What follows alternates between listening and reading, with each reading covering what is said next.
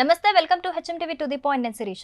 చాలా మంది mutual funds లో ఇన్వెస్ట్ చేస్తూ ఉంటారు. అయితే చాలా మంది ఇన్వెస్టర్లకు ఎస్బీఐ స్కీమ్ గురించి తెలియదు.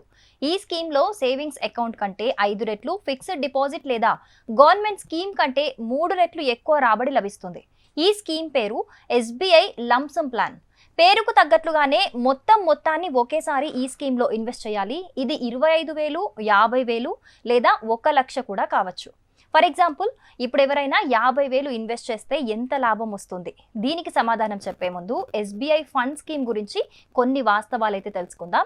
మీరు ఎస్బీఐ సిప్ ప్లాన్ పై ఆసక్తి కలిగి ఉంటే మీరు ఎస్బీఐ మ్యూచువల్ ఫండ్ పథకం గురించి మరింత తెలుసుకోవాల్సి ఉంటుంది. ఎస్బీఐ ఏక మొత్తం అంటే లంసమ్ మ్యూచువల్ స్కీమ్ పూర్తి పేరు SBI infrastructure fund direct growth plan. ప్రస్తుతం దేశంలో మౌలిక సదుపాయాల కల్పనపై కేంద్ర ప్రభుత్వం దృష్టి సారించింది. జాతీయ రహదారి పనులు జరుగుతున్నాయి, పెద్ద విమానాశ్రయాలు నిర్మిస్తున్నారు, కొత్త రైలు మార్గాలు వేస్తున్నారు. ఈ పరిస్థితుల్లో మౌలిక రంగంలోని పెద్ద కంపెనీల్లో పెట్టుబడులు లాభదాయకంగా ఉంటాయి. Larsen and Toubro Limited, Reliance Industries Limited, Shree cement Limited, UltraTech cement వంటి కంపెనీల్లో ఎస్బీఐ ఏక మొత్తం అంటే లంసంలో పెట్టుబడులు పెడుతోంది. 2013లో ఎస్బీఐ తొలిసారిగా ఈ పథకాన్ని అయితే ప్రవేశపెట్టింది.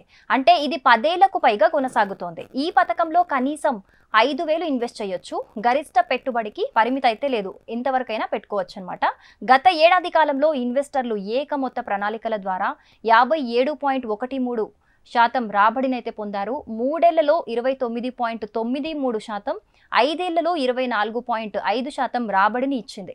50,000 ఇన్వెస్ట్ చేస్తే 5 ఏళ్లలో 50,000 నుంచి 1,24,516 రూపాయల వరకు రాబడొస్తుంది. ఇక అదేవిధంగా 10 ఏళ్లలో 3,09,587, 15 ఏళ్లలో 7,70,351, అలాగే 20 ఏళ్లలో 19,16,880 రాబడి లభిస్తుంది.